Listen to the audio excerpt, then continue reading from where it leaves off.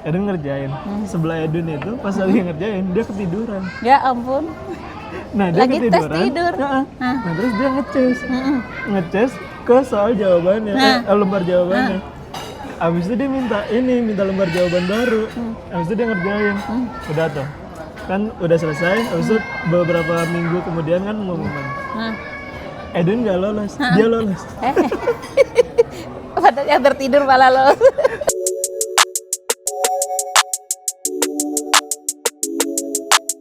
Mama waktu nyekolahin anak-anaknya, Edwin, Dini, Musemir, itu pertimbangannya apa mah? Milih sekolahnya gitu-gitunya?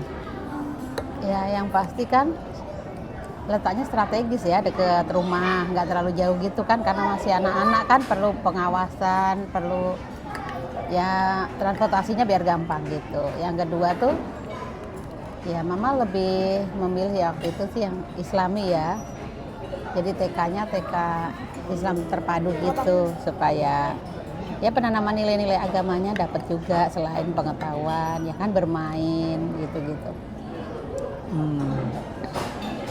Iya juga ya, Edwin sama Dini Islami ya sekolah. TK-nya Dini malah Islami semua ya? Iya semua, Mas Emir sama Edwin kan TK Edwin, Mas Emir Al-Fatir. TK-nya doang. Iya, Mas Emir Al-Fatir. Mas Edwin SMP-nya Edwin tuh Islam. dari TK SD negeri ya, terus SD negeri. SMP-nya Asukriyah ya. Iya. Iya, terus SMA negeri lagi. SMA negeri.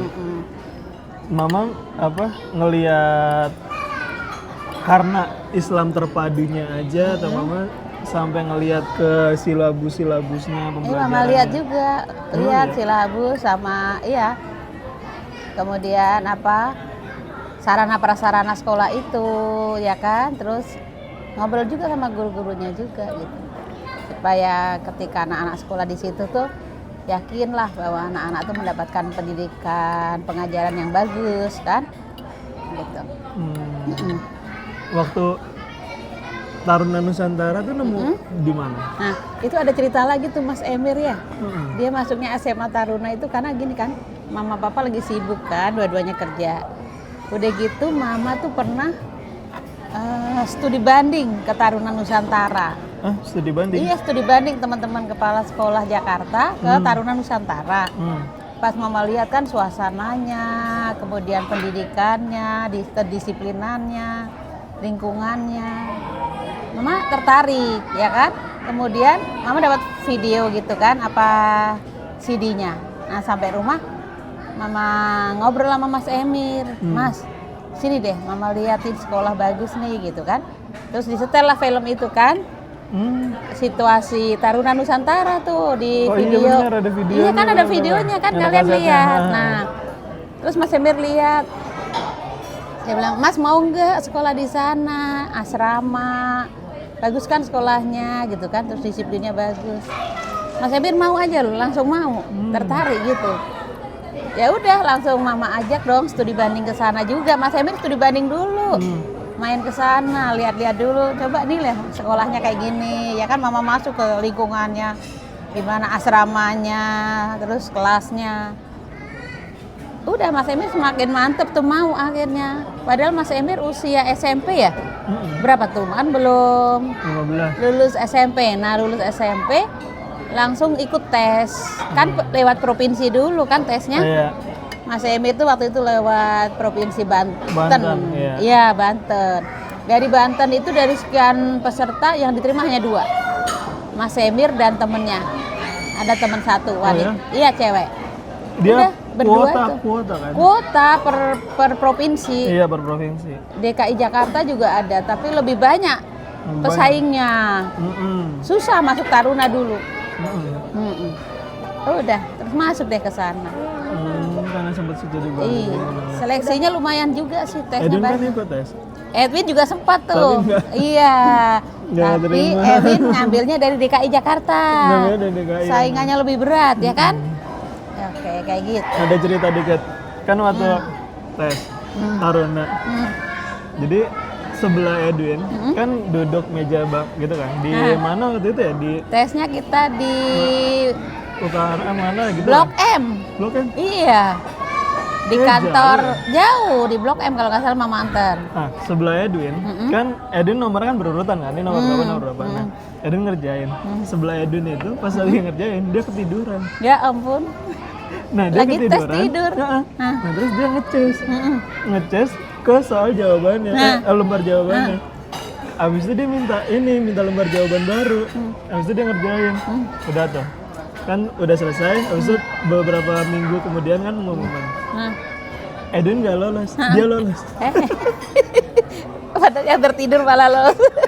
Iya, ya apa nih orang ngerjain apa enggak? Itu rezekinya dia, itulah rezekinya kan. Iya. Jadi mungkin memang kan masing-masing itu sudah ada ketentuan Allah kan Win. Jadi lagi ngobrol.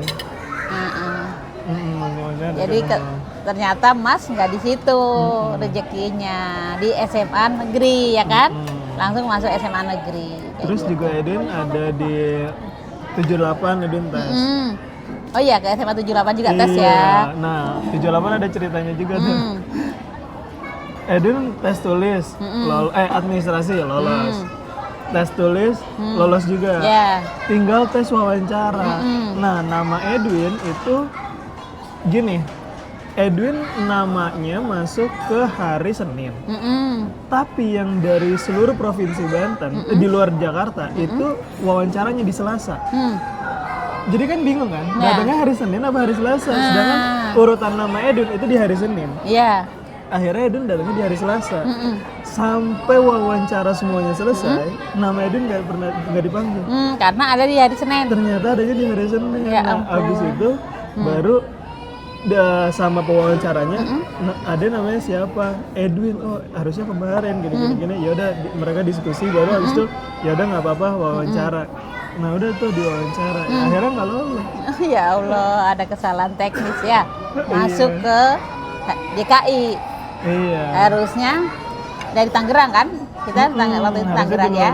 Ya gitulah. Ya itulah. Oh. Ada kadang kala terjadi seperti itu. Iya. Tapi kembali bahwa itu terjadi atas izin Allah kan? Betul. Berarti memang belum rezekinya. Akhirnya Edwin diterima di SMA 84. 84. Ya. Waktu itu Mama masih ngajar di sana.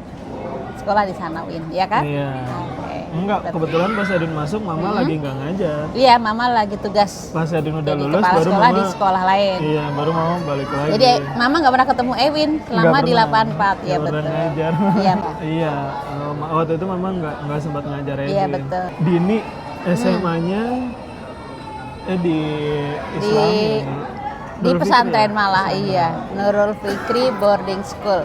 Nah ini Dini juga ada cerita lagi tuh beda. Iya, Kan apa? Dini SD-nya di Al Ikhlas, ya kan? SD Al-Ikhlas, Iya. TK Al-Ikhlas. Kemudian SD-nya Oh iya, iya. TK-nya di dekat rumah ya. Kemudian SD-nya di Al Ikhlas. SMP Asukriyah. Kemudian ketika SMA, Mama tawarin sekolah negeri aja deh, biar bareng Mama kan. Ternyata Dini nggak mau. Dini memilih masuk pesantren katanya. Dini mau pesantren aja. Nggak ditawarin. Dini mau banget. Mama kan agak berat yang lepas anak cewek ke pesantren waktu itu belum gimana gitu, belum tega. Karena nggak pernah jauh kan, Dini tuh nggak pernah jauh dari Mama. Tiba-tiba dia bersikeras gitu. Ya udah akhirnya survei kan kita beberapa tempat pesantren SMA. Mulai dari Bandung ya, pertama kita ke Bandung. Dari Bandung itu kemudian Bogor. Dari Bogor baru ke Anyer.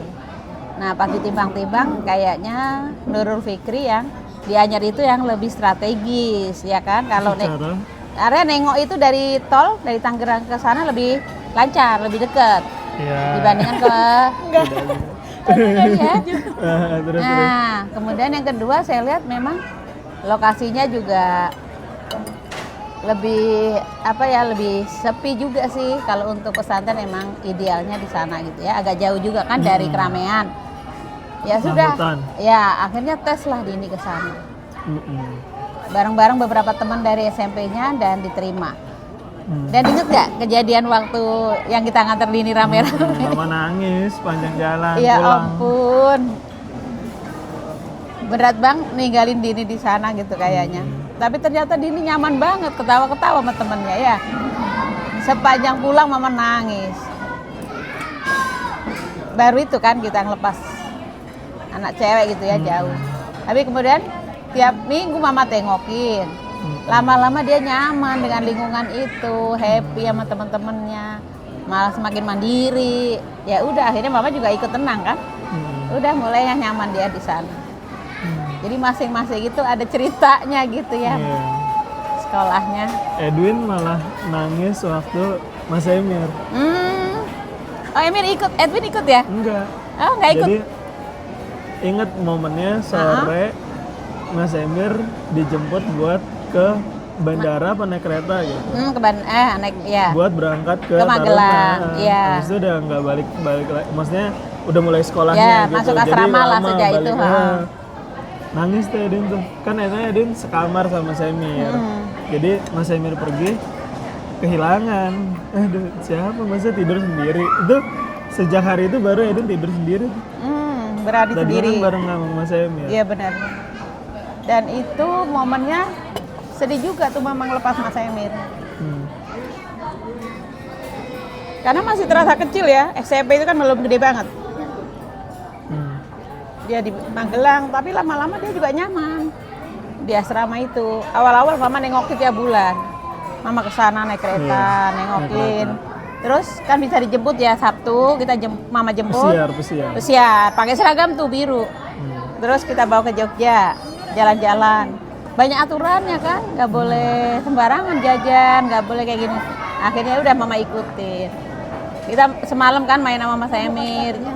Besoknya mama antar lagi tuh hari Minggunya. Minggu sebelum jam 5 sudah harus sampai di Taruna lagi. Sudah masuk lagi ke asrama. Seperti itu. Jadi hampir nyaris mama rutin dulu nengok Mas Emir ke sana itu. Iya, sebulan sekali. Iya, sebulan sekali kayak gitu. Tapi saya lihat perkembangannya kalau di sana emang positifnya kedisiplinannya bagus, ya kan? Pakaian anak-anak rapi. Pokoknya masuk kelas dan selama di asrama kan memang pendidikannya seperti itu ya. Nah, yang mama lihat Mas Emir, Dini, Edwin kan yang nggak asrama sendiri. Iya betul. Belum pernah. Ada bedanya? Ada sih sedikit perbedaan ya. Dini tuh gini, Mas Emir itu ketika lulus Taruna kemudian lanjutkan ke UGM ya. Itu kelihatan banget kedisiplinannya. Coba perhatikan sampai sekarang ya. Mulai dari tampilannya, rambutnya, bajunya, badannya dong. Ya kan? Berbentuk gitu bagus. Terus makan pun Mas Emir itu nggak bisa yang biasa pakai tangan gini. Dia harus begini makannya kan? Iya kayak gini di resto makan kayak gini lah di meja kayak gitu rapi lah. Nah itu hal-hal yang saya lihat perubahannya. Kemudian kalau Dini kan karena di pesantren ya, jadi saya lihat tuh ngajinya, kemudian sholat-sholatnya. Nah itu nggak harus yang diinget-ingetin, itu udah otomatis dilakukan kayak gitu kan. Nah saya agak tenangnya kan paling tidak pendidikan selama di pesantren itu menanamkan dia lah, membekali dia untuk hal-hal yang positif kan. Sehingga saya nggak terlalu khawatir banget kalau dia berteman dengan teman-temannya. Dan sampai sekarang kan masih terasa kelihatan lah ya. Mudah-mudahan gitu. Kemudian kalau Edwin memang tidak pernah di asrama. Lebih ke sekolah umum. Tapi karena kita biasa di rumah juga menambahkan hal-hal yang positif kan. Kedisiplinan, gak neko-neko ya kan. Nah akhirnya Edwin juga terbentuk juga. Apalagi Edwin ketua OSIS. Ya enggak? Edwin ketua OSIS kan. Jadi saya lihat juga ya tanggung jawabnya, perjalanannya bagus-bagus aja sih. Edwin tuh sempat ada pemikiran gini terkait tadinya kan masuk Ria, Edwin masuk Ria juga kan, sama Dini. Habis itu lanjut ke mau SMA. Nah, pas mau lanjut SMA tuh mikir kalau boarding itu kan lingkungannya tuh udah Islami banget. Betul. Untuk beragama, untuk pendidikan agama di lingkungan yang Islami, Edwin tuh sempat mikir itu gampang sebenarnya. Jadi ya orang lingkungan ada Islami misalkan tahajud itu tuh gampang untuk dijalanin. Tapi kalau lingkungannya nggak Islami, dalam arti umum aja, ketemu teman-teman ini, nah itu jadi tantangan tersendiri. Iya betul. Makanya Edwin waktu masuk SMA-nya negeri, Edwin udah punya pola pikir Iya, meskipun di negeri bisa nggak tetap bisa bertahan Islaminya gitu. Betul. Ada itunya gitu dan ternyata ya Edwin ikut Rohis. Iya, ya saya lihat itu kan. Oh ya, Edwin aktif di Rohis. Kemudian ketua OSIS juga. Jadi tuh nilai plusnya menanamkan nilai-nilainya dari sana selain dari sekolah ya. Nah, di SMA kan Edwin umum kan. Begitu masuk kuliah, lebih Terasa. heterogen lagi, lebih macam-macam lagi Teman-teman yang dihadapin. Oke. Ibaratnya itu nggak mungkin tuh. Mungkin kalau yang tadinya pesantren masuk ke kuliahan yang heterogen, mungkin ada kagoknya. Tapi karena Edin udah ketemu yang miniaturnya, jadi waktu kuliah agak kagok tapi ya udah. Gak kaget banget. Bisa menyesuaikan juga. Karena kadang kan ada pemikirannya itu, tapi nggak tahu sih dari sudut pandang yang ngalamin di pesantren. Kalau di kampus kan mungkin Ewin ketemu teman-teman dari seluruh Indonesia, bukan hanya dari Jakarta, lebih heterogen. Terus suasana juga beda juga ya kalau udah kuliah ya. Nah tapi benang merahnya Edin Mas Emir sama Din itu sebenarnya di kuliahnya Edin lihat. Kuliahnya tuh yang benar-benar langsung negeri. Negerinya ya Edwin UI, Mas Emir UGM, gini UPN. Itu kan ya cukup baik lah. Iya gitu. betul. Iya standarnya sudah bagus. Mama ngeliat pendidikan itu sekolah tuh apakah SD, SMP, SMA-nya nggak harus yang top banget, tapi begitu kuliah harus yang top atau gimana? Masing-masing jenjang pendidikan itu punya fungsi yang berbeda. Ketika masih kalian usia anak-anak TK, SD ya kan, itu kan penanaman nilai-nilai dasar ya kan, membaca, menulis ya kan, berteman. Nah, itu juga dipilih SD yang TK dan SD yang memang ya bagus juga, ya kan yang bagus juga. Kemudian waktu SMP itu sebenarnya mama bisa aja dari negeri atau dari yang nuansa Islam. Tetapi waktu SMP itu perkembangan remaja udah mulai harus yang lebih hati-hati. Ya karena kan anak-anak udah mulai banyak kemauannya ya kan, pergaulan teman-temannya. Nah itu juga mama pengen jangan sampai mendapatkan lingkungan yang nggak bagus ya, kayak gitu tetap yang bagus. Ya standar sekolah negeri, sekolah-sekolah Islami, nah itu juga bagus lah. Kemudian kalau SMA sudah mengarah ke kelanjutan nanti ke perguruan tinggi, makanya paling tidak ya sekolah negeri, ya kan standar supaya masuk perguruan tingginya lebih mudah.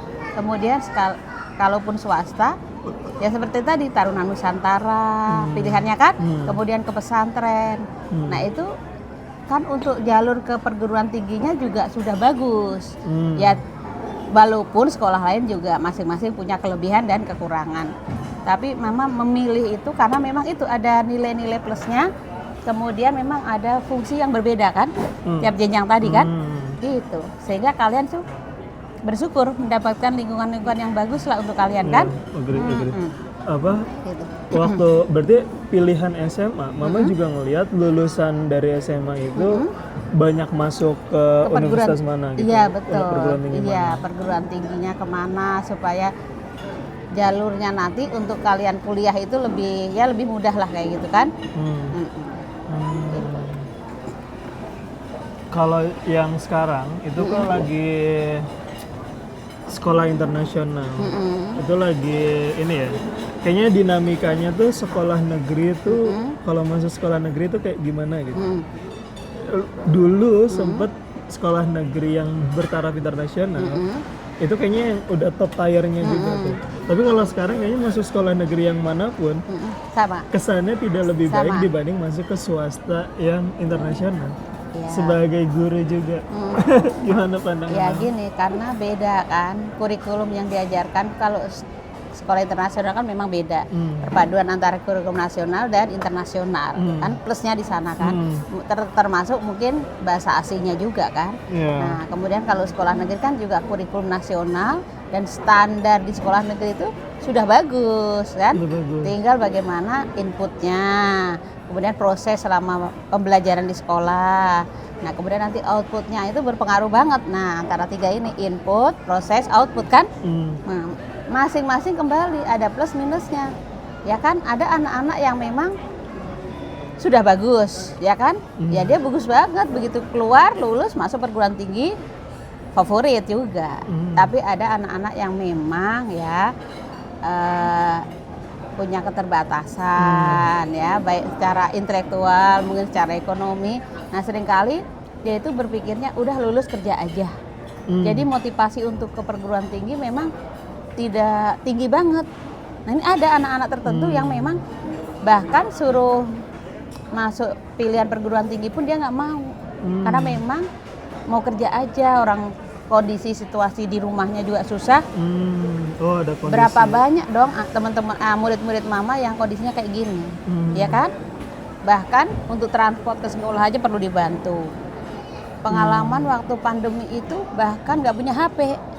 Sementara kita belajar online, ya kan? Kenapa nih anak kok nggak pernah absen, ya kan? Ketika mama ngajar, kok nggak pernah hadir. Ternyata begitu mama telepon nggak ada HP. Di rumah itu hanya satu, itu pun untuk ayahnya kerja. Jadi anak ini nggak belajar dong, ya kan? Akhirnya cari solusi. Kami guru-guru itu sampai saweran gitu loh beliin HP dia, supaya dia ikut belajar. Jadi segitu kondisinya. Ketika mama survei ke rumahnya, memprihatinkan. Udah ya maaf ya, rumahnya kecil, kontrakan. Jadi memang berat untuk hidup di Jakarta, sehingga dia motivasi untuk masuk sekolah, pengen cepat lulus, kerja, pengen bantu orang tua. Jadi nggak semua siswa SMA itu memang berorientasi untuk kuliah. Tapi kalau anak-anak yang pinter, motivasinya tinggi untuk kuliah itu luar biasa. Dia pengen belajar, dia pengen. Nah, tapi gimana kalau pandangan international school yang swasta itu lebih baik dari sekolah negeri? Ya, itu hal yang wajar aja sih, karena ada juga sekolah negeri yang bagus, gitu, bagus. Jadi di sekolah internasional kan saya katakan tadi memang punya nilai plus ya, iya, baik sarana prasarana, kurikulum dan lain-lainnya itu yang mendukung kan, itu. Dan biayanya kan pastinya jauh lebih tinggi toh dibandingkan negeri gitu. Oh Edwin pernah mau masuk mau lagi daftar sekolah, habis itu sempet nggak jadi masuk, nggak keterima. Terus mama sempet bilang gini, sebenarnya mama bersyukur Edwin nggak masuk sekolah itu karena ngelihat dari lingkungan pergaulannya itu pada apa ya, elit-elit banget, karena orang-orangnya bawa mobil gitu-gitu pada saat itu, karena belum waktunya deh kayaknya untuk punya barang-barang kayak gitu di pendidikan, di jenjang pendidikan itu. Ya itu akan berpengaruh, Win. Di lingkungan itu kan kalau kondisi kita maksudnya tidak seimbang gitu ya, khawatirnya secara psikologis kan Win nggak nyaman nanti. Kok temen aku bawa mobil gini-gini, sementara kita pegawai negeri kan, ya sudah kita sesuai dengan kemampuan kita aja gitu. Bahkan ketika Dini mau masuk pesantren itu mama survei dari pesantren yang maksudnya yang biayanya menengah sampai yang paling tinggi, ada yang paling mahal banget. Nah itu juga bagus, semuanya bagus, tapi terlalu berat kan buat kita kan. Mama nggak mau memaksakan, sesuai aja kemampuan kita, tapi yang bagus juga kan kayak gitu ternyata, gitu supaya hasilnya tetap bagus. Terus ketika kalian memilih jurusan mau kuliah, jadi tiap tahapan dari sekolah dasar ke SMP, ke SMA, ke perguruan tinggi itu masing-masing ada drama-dramanya gitu, Win. Ada drama perjuangannya, ada apa ya, pokoknya kita masing-masing punya cerita deh kayak gitu. Terutama ketika mau masuk perguruan tinggi, ingat nggak kalian? Ya kan? Ewin nih paling panjang dramanya. Ya kan? Kalau Mas Emir gini, Mas Emir tuh ceritanya kan udah di SMA Taruna. Mas Emir tuh sudah memenuhi syarat untuk masuk Akmil karena badannya, ya kan? Ternyata di semester terakhir ketika kembali ke Jogja itu Mas Emir bilang di kereta, Sesuatu yang tadinya mama nggak duga, orang tadinya pikir mama sudah siap gitu kan. Ternyata Mas Emir bilang ini, aku nggak mau akmil mama, aku maunya UGM aja ekonomi. Kaget dong mama dong. Kenapa kok tiba-tiba berubah gitu kan, mama menghayalnya udah kayak. Ternyata itu terjawab setelah Mas Emir kuliah di ekonomi. Kan dia langsung tes, kemudian diterima kan ekonomi ya. Begitu lulus, sebelum lulus mama main kan ke kos-kosannya, suka nengokin itu. Saya lihat buku-buku yang dia baca itu memang tentang ekonom-ekonom sukses. Orang-orang sukses gitu kan di bidang ekonomi. Mungkin itu ya memotivasi milih ekonomi. Nah kemudian ketika Mas Edwin, ini ada juga hal yang ingat gak Win? Pokoknya Win maunya pilot. Lulus SMA maunya pilot. Betul. Pokoknya maunya pilot ya kan? Kita survei kan ke beberapa sekolah pilot ya nggak? Ingat nggak di Halim, kemudian Bali, ke Bandung. Terakhir apa? kata maunya Curug. Bali. Iya, ke Curug juga. Maunya Bali, kalau nggak yang di Filipina. Iya. Ingat gak sih? Ya ampun. Amerika, Filipina, mau Amerika. semuanya ada. Edwin luar biasa. Ikut seminar juga. Iya, terus kan saya kok Mas Edwin tiba-tiba pikirannya kok ke pilot. Itu juga belakangan baru mama tahu kenapa gitu kan. Tapi hati kecil mama gini, mama kepikirannya belum begitu ya, karena pilot kan masih asing ya buat lingkungan kita gitu kan. Kenapa pilot ya, mama naik pesawat aja kadang-kadang gimana gitu. Terus anak mama yang mau bawa itu gitu kan. Jadi ada rasa kayak gitu. Jadi hati kecil mama, aduh kayaknya belum bisa gitu. Takutnya Win terbang, mama mikirin, ngerti nggak sih ya? Sampai ke situ pikiran mama tuh.